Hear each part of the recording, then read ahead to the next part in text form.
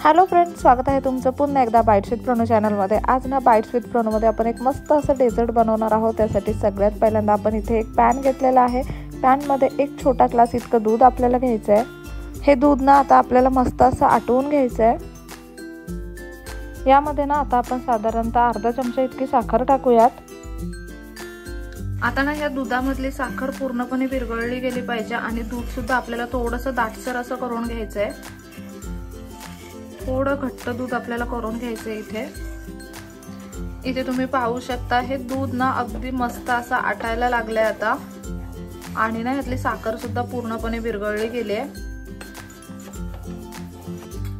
आता इथे ना आपण एक ब्राउन ब्रेडचा स्लाइस घेतलाय। याच्या ना कडा आपण काढून टाकायच्यात।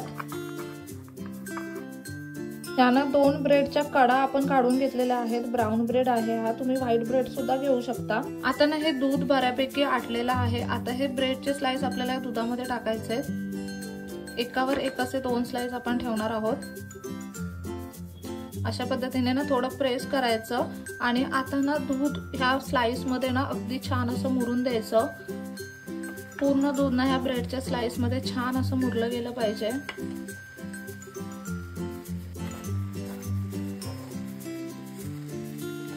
पूर्ण दूध ना असं स्लाइस मध्ये आपल्याला ऑब्झर्व करून घ्यायचंय।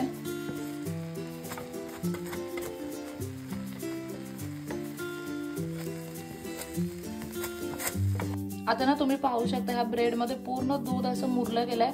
आता हा ब्रेड ना खूप सॉफ्ट झालेला असतो, त्याच्यामुळे अलगद उचलून आपल्याला तो प्लेट मध्ये ठेवायचा आहे। अगदी मोठा असा चमचा घेतलाय आपण इथे।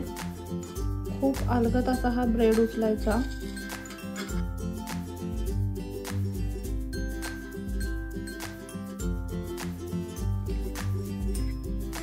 आता एका प्लेट मध्ये हा ब्रेड आपण ठेवलेला आहे। आता इथे ना आपल्याकडे हे पायनॅपल सिरप आहे। आता हे पायनॅपल सिरप आहे ना, या सिरप ऐवजी तुम्ही कोणत्याही फ्रूटचं सिरप घेऊ शकता, म्हणजे मँगो सिरप, स्ट्रॉबेरी सिरप घेऊ शकता। आता हे सिरप याच्यावरती टाकूयात आपण। इथे ना तुमच्याकडे जर चॉकलेट सिरप असेल तर ते सुद्धा तुम्ही टाकू शकता।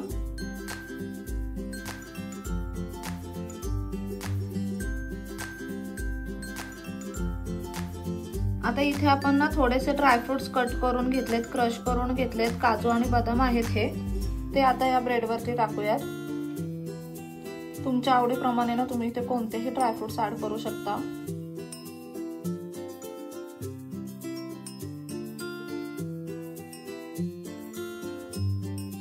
थोडेसे ना छान लुक येण्यासाठी त्याला आपण गुलाबाच्या पाकळ्या टाकूयात वरून। एक पाकळी चुरून टाकले।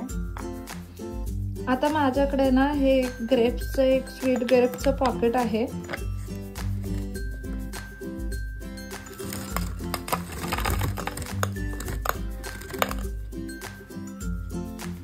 हे ना असे ग्रेप्स दिसतात।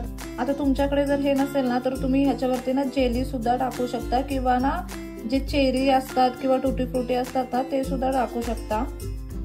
आता हे ना आपण 4 साइडला 4 ठेवूया। याच्याऐवजी तुमच्याकडे चेरीज असतील किंवा अजून कोणते फलेरोचे चॉकलेट्स वगैरे असतील ना तर ते सुद्धा तुम्ही ठेवू शकता। कोणतीही जेली ठेवू शकता। आता ह्याला आपल्याला ना स्क्वेअर मध्ये कट करून घ्यायचं आहे। अशा पद्धतीने ना हे ब्रेडचं डेझर्ट तुम्ही घरच्या घरी खूप सोप्या पद्धतीने बनवू शकता। एकदम कमाल लागतं खायला। घरी जे काही असेल ना त्यातून अवेलेबल होतं आणि दिसायला तर एकदम भन्नाट दिसतंय। नक्की ही रेसिपी घरी ट्राय करा। चला तर मग नेक्स्ट व्हिडिओमध्ये भेटूया। तोपर्यंत मस्त खा, भरपूर फिरा आणि आनंदी राहा।